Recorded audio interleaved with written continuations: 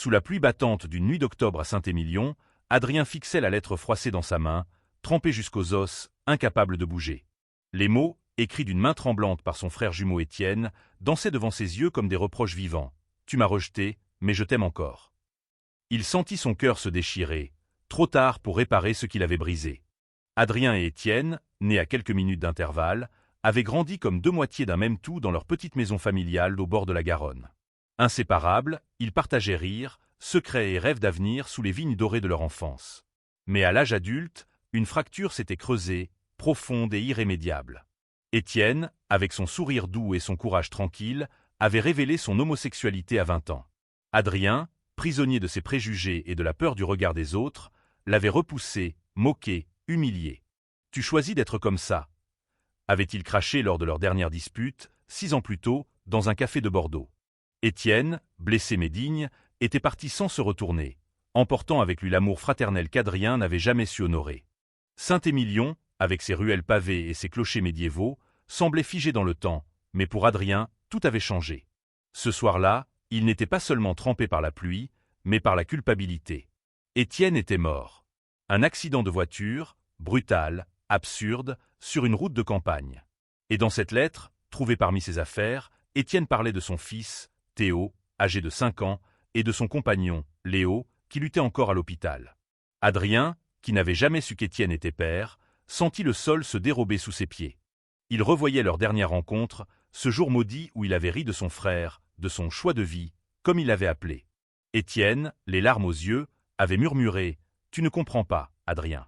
Ce n'est pas un choix, c'est qui je suis. » Adrien, trop fier, trop aveuglé par les murmures de leur petite communauté conservatrice, avait coupé les ponts.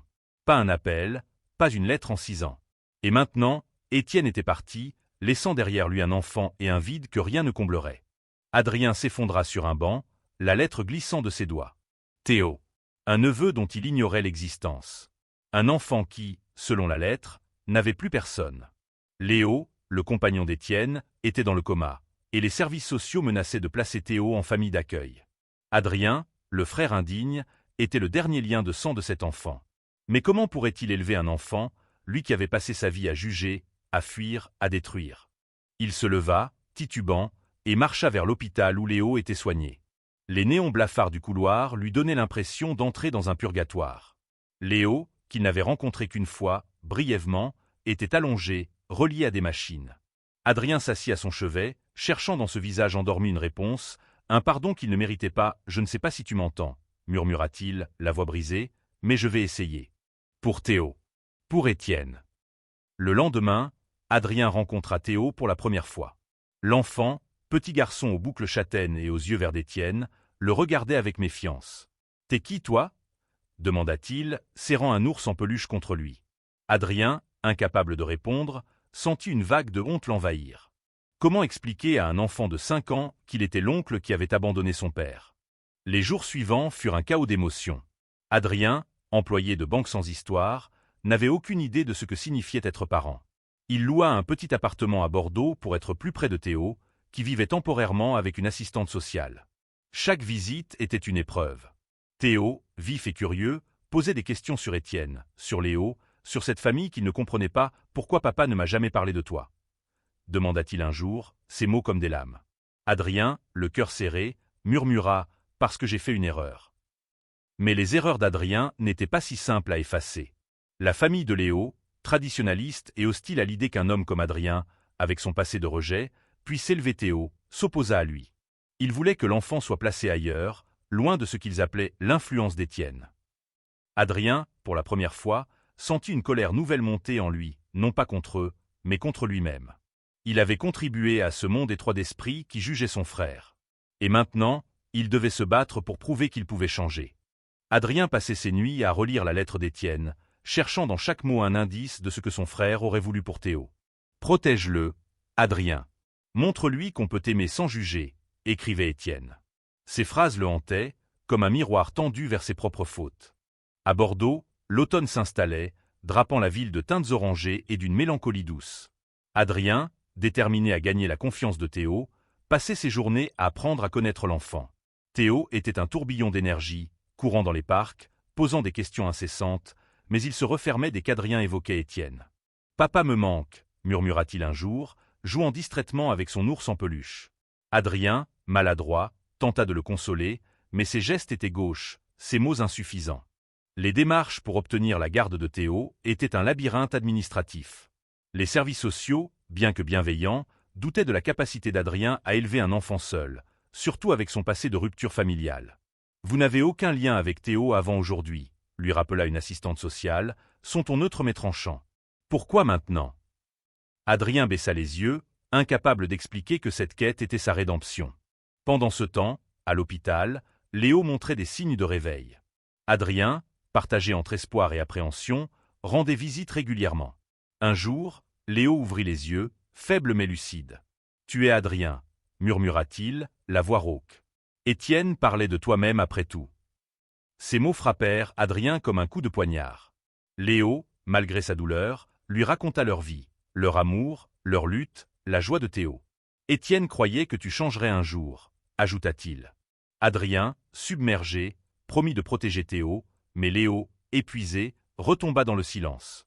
La famille de Léo intensifia ses efforts pour éloigner Théo. Lors d'une audience préliminaire, ils peignirent Adrien comme un homme instable, incapable de comprendre l'héritage d'Étienne et Léo. « Cet homme a renié son propre frère », lança la mère de Léo, son regard chargé de mépris. Adrien, au bord des larmes, ne trouva rien à répondre. Il savait qu'ils avaient raison sur une chose, il avait été cruel. Mais il refusait de laisser Théo payer pour ses erreurs. Adrien commença à fouiller dans les affaires d'Étienne, cherchant des souvenirs, des indices de la vie de son frère. Il trouva des photos, Étienne et Léo riant dans un vignoble, Théo bébé dans leurs bras, des moments de bonheur qu'Adrien n'avait jamais connus. Chaque image était une accusation, mais aussi une inspiration. Il voulait offrir à Théo ce même amour, cette même chaleur. Un soir, alors qu'il aidait Théo à dessiner, l'enfant lui tendit un dessin, 2 silhouettes tenant un petit garçon par la main. « C'est papa et Léo », expliqua Théo, puis il ajouta timidement « Et toi, tu peux être là aussi ». Adrien sentit ses yeux s'embuer. Pour la première fois, il entrevit un avenir où il pourrait être plus qu'un oncle indigne, peut-être un père. Mais les obstacles s'accumulaient. Les services sociaux exigèrent qu'Adrien prouve sa stabilité financière et émotionnelle. La famille de Léo menaça de porter l'affaire devant un juge.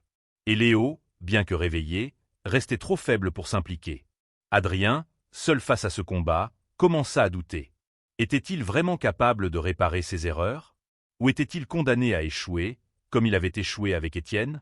Adrien se réveillait chaque matin avec une boule au ventre, partagée entre l'espoir de gagner Théo et la peur de ne pas être à la hauteur.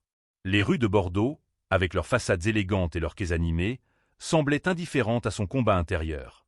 Pourtant, c'était dans cette ville qu'il devait prouver qu'il pouvait être un père pour Théo. Il s'investit pleinement dans la vie de l'enfant. Il l'emmenait à l'école, apprenait à préparer ses plats préférés, des crêpes au chocolat, comme Étienne les faisait, et lisait des histoires le soir. Théo, peu à peu, s'ouvrait. Un jour, il glissa sa petite main dans celle d'Adrien en traversant un parc. Ce geste, si simple, fut une victoire immense. Mais chaque pas en avant était suivi d'un obstacle. La famille de Léo organisa une réunion avec les services sociaux, exigeant que Théo soit placé chez eux à Toulouse. « Nous sommes sa vraie famille », déclara la sœur de Léo, Claire, une femme sévère qui refusait de reconnaître la vie qu'Étienne et Léo avaient construite. Adrien, présent à la réunion, sentit la colère monter. « Vous n'avez jamais accepté Étienne », lança-t-il, la voix tremblante. « Vous voulez Théo pour effacer son passé, pas pour l'aimer tel qu'il est. » La pièce se tut, mais le regard de Claire était glacial. Adrien trouva un allié inattendu en Sophie, une amie d'Étienne et Léo, une libraire de 35 ans qui avait connu leur histoire. Sophie, avec sa chaleur et son franc-parler, lui raconta comment Étienne avait lutté pour être accepté, comment il avait construit une famille aimante malgré les jugements. Étienne voulait que Théo grandisse dans un monde où il pourrait être lui-même, dit-elle. Elle offrit à Adrien des lettres et des vidéos d'Étienne, des fragments de sa vie qu'il n'avait jamais vus. Dans une vidéo, Étienne parlait à Théo, bébé, en riant « Tu seras libre, mon trésor ». Adrien pleura en silence, comprenant enfin l'homme qu'était son frère. Léo, toujours à l'hôpital, commença à récupérer.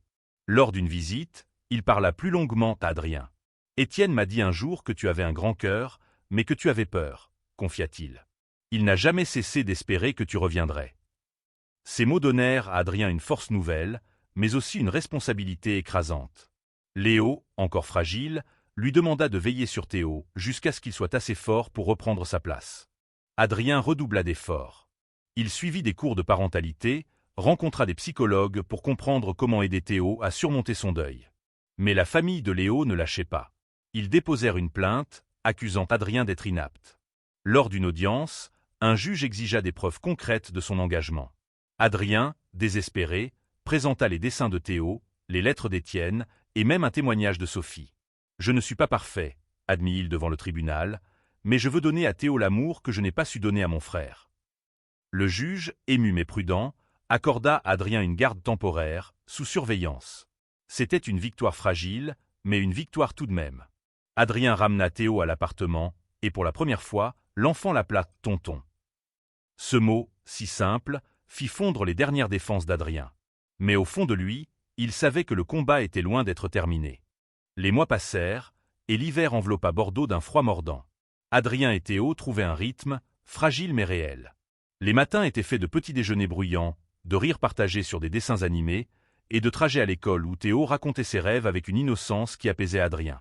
Pourtant, chaque nuit, la peur revenait. Et si tout cela lui était arraché? Léo, enfin sorti de l'hôpital, emménagea dans un petit appartement non loin. Il était encore faible, mais sa présence changea tout. Théo, en le voyant, courut dans ses bras, pleurant de joie. Adrien, témoin de cette réunion, sentit une pointe de jalousie mêlée de soulagement.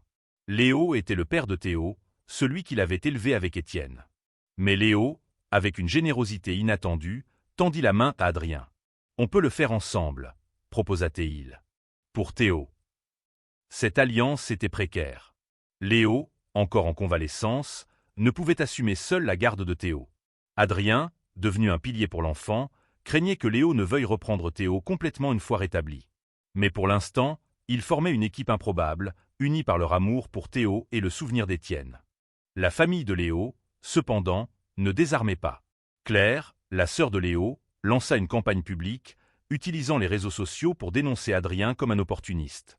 Des articles locaux relayèrent l'histoire, déformant les faits, peignant Adrien comme un homme instable qui cherchait à voler Théo. La pression sociale devint insupportable. À l'école, Théo commença à entendre des murmures, des enfants répétant ce que leurs parents disaient. « Pourquoi tonton est méchant ?» demanda-t-il un soir, brisant le cœur d'Adrien. Sophie, toujours présente, aida Adrien à naviguer cette tempête. Elle organisa une collecte de témoignages de voisins, d'enseignants, de parents d'élèves qui avaient vu Adrien s'investir pour Théo. « Tu n'es pas seul », lui assura-t-elle. Ses soutiens, petits mais sincères, redonnèrent espoir à Adrien. Il commença à parler à Théo d'Étienne, partageant des souvenirs heureux, comme leurs étaient à construire des cabanes dans les vignes.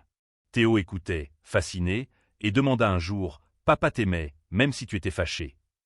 Adrien, la gorge nouée, répondit « Oui, et je l'aimais aussi. J'ai juste été trop bête pour le lui dire ». Une nouvelle audience approchait, décisive cette fois. Adrien et Léo se préparèrent ensemble, réunissant des preuves de leur engagement. Léo, malgré sa faiblesse, témoigna avec force « Adrien n'est pas parfait, mais il aime Théo. » Et Étienne aurait voulu qu'il ait une chance. Le juge, impressionné par leur unité, sembla hésiter. Mais Claire, présente à l'audience, lâcha une bombe. Elle révéla qu'Étienne avait laissé un testament, découvert récemment, où il exprimait son souhait que Théo soit élevé par Léo et, en cas d'incapacité, par une famille ouverte d'esprit. Le nom d'Adrien n'y figurait pas. Adrien quitta l'audience comme un homme brisé. Était-ce la preuve qu'Étienne ne lui avait jamais pardonné? Ou était-ce simplement que son frère n'avait jamais imaginé qu'Adrien changerait? Cette nuit-là, seul dans son appartement, il pleura comme il n'avait jamais pleuré, suppliant en silence le pardon de son jumeau.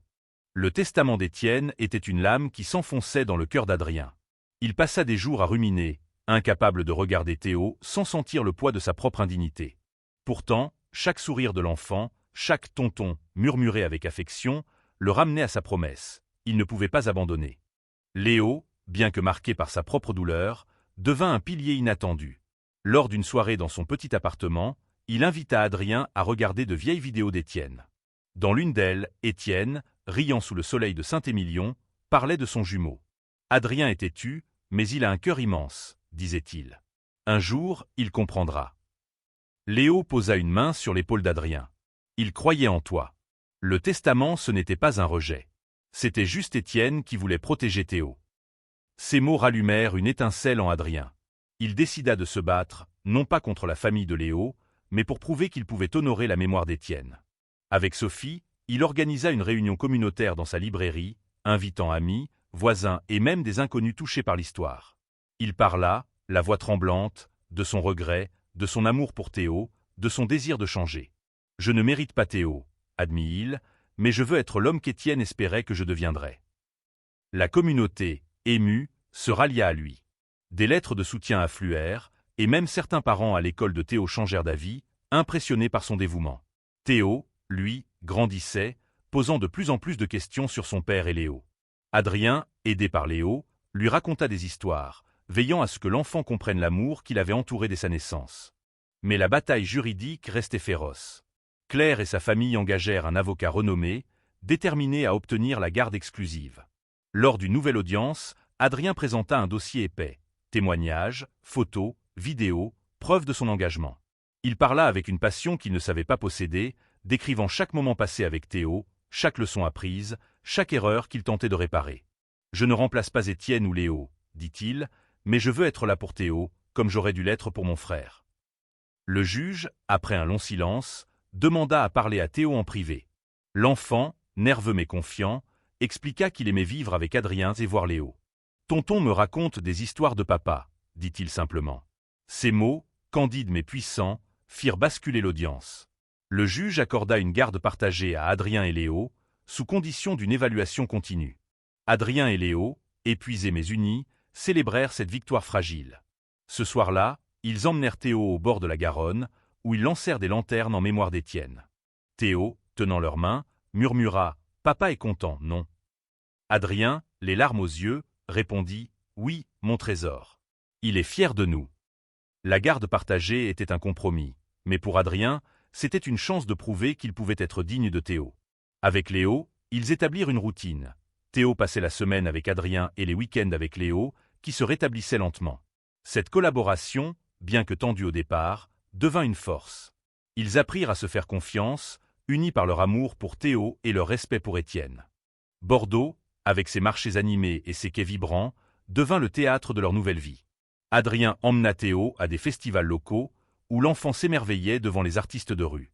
Léo, de son côté, partageait avec Théo des souvenirs d'Étienne, lui apprenant à faire des origamis, une passion de son père. Ces moments, simples mais précieux, tissaient des liens nouveaux entre trois. Pourtant, la famille de Léo n'avait pas renoncé. Claire, toujours inflexible, lança une pétition pour ouvrir le dossier, accusant Adrien et Léo de ne pas offrir un environnement traditionnel à Théo. Les réseaux sociaux s'enflammèrent, et Adrien fut de nouveau la cible de critiques. Cette fois, cependant, il refusa de se laisser abattre. Avec l'aide de Sophie, il répondit publiquement, partageant son histoire dans une lettre ouverte publiée dans un journal local. « J'ai jugé mon frère, » écrivit-il. « J'ai eu tort. Aujourd'hui, je veux que Théo grandisse dans un monde où l'amour est plus fort que la haine. » La lettre toucha des milliers de lecteurs. Des inconnus envoyèrent des messages de soutien, certains partageant leurs propres histoires de rédemption ou de lutte contre les préjugés. Adrien, autrefois isolé, se sentit porté par une communauté qu'il n'avait jamais osé espérer. Même à l'école, les parents commencèrent à le saluer avec respect, et Théo, autrefois moqué, trouva de nouveaux amis. Léo, de son côté, faisait face à ses propres démons. La perte d'Étienne le hantait, et sa santé fragile le rendait vulnérable.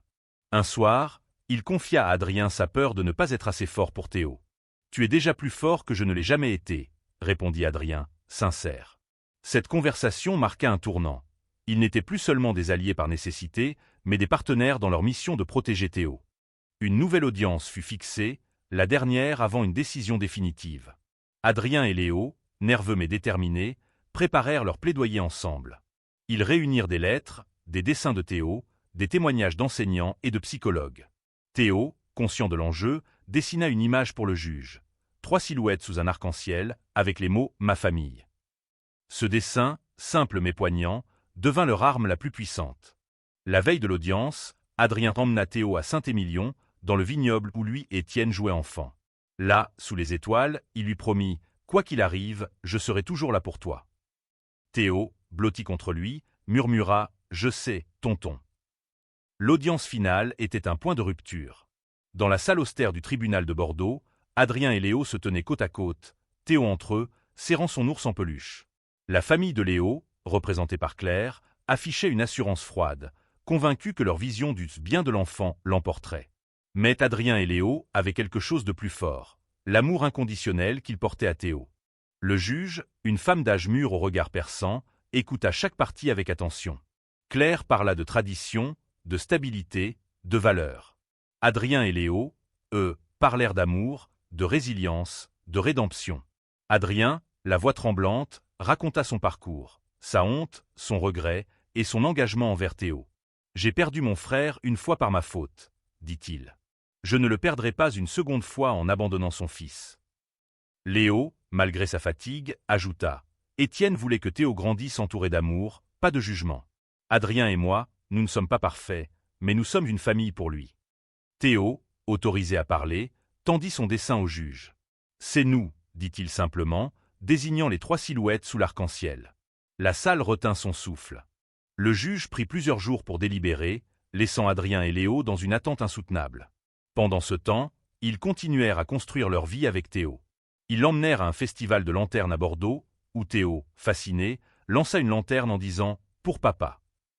Adrien et Léo, émus, se regardèrent, comprenant qu'ils étaient devenus plus qu'une équipe, ils étaient une famille. Lorsque le verdict tomba, il était inattendu. Le juge accorda la garde permanente à Adrien et Léo, reconnaissant leur engagement et leur capacité à offrir à Théo un foyer aimant. Claire, furieuse, quitta la salle sans un mot, mais Adrien ne ressentit aucune victoire. Il ne voulait plus de guerre, seulement la paix pour Théo. Les semaines suivantes furent un tourbillon de joie et d'ajustement. Adrien et Léo décidèrent de vivre ensemble, dans une maison plus grande à la périphérie de Bordeaux, pour offrir à Théo un foyer stable. Ils apprirent à naviguer leurs différences, leurs blessures, mais aussi leurs forces. Théo, entouré de leurs soins, s'épanouit, ses rires remplissant la maison comme un écho du bonheur d'Étienne. Pourtant, Adrien savait que son voyage n'était pas terminé.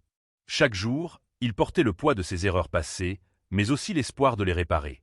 Il écrivit une lettre à Étienne, qu'il garda dans un tiroir, promettant de veiller sur Théo et d'honorer son mémoire. « Je t'aime », écrivit-il, des mots qu'il n'avait jamais su dire de son vivant. 1 an plus tard, la maison d'Adrien et Léo à Bordeaux était devenue un foyer vibrant de vie. Les murs, autrefois nus, étaient couverts de dessins de Théo, de photos d'Étienne, de souvenirs d'une famille recomposée. Théo, maintenant âgé de 6 ans, courait dans le jardin, poursuivi par un chiot qu'ils avaient adopté.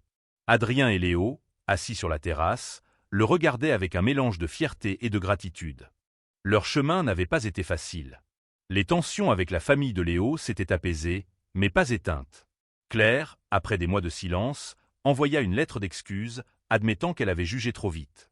Adrien et Léo, prudents mais ouverts, l'invitèrent à rencontrer Théo, espérant reconstruire, lentement, des ponts brisés. Adrien avait changé. L'homme qui, autrefois, avait moqué son frère était devenu un père dévoué, un ami pour Léo, un homme qui apprenait chaque jour à aimer sans condition.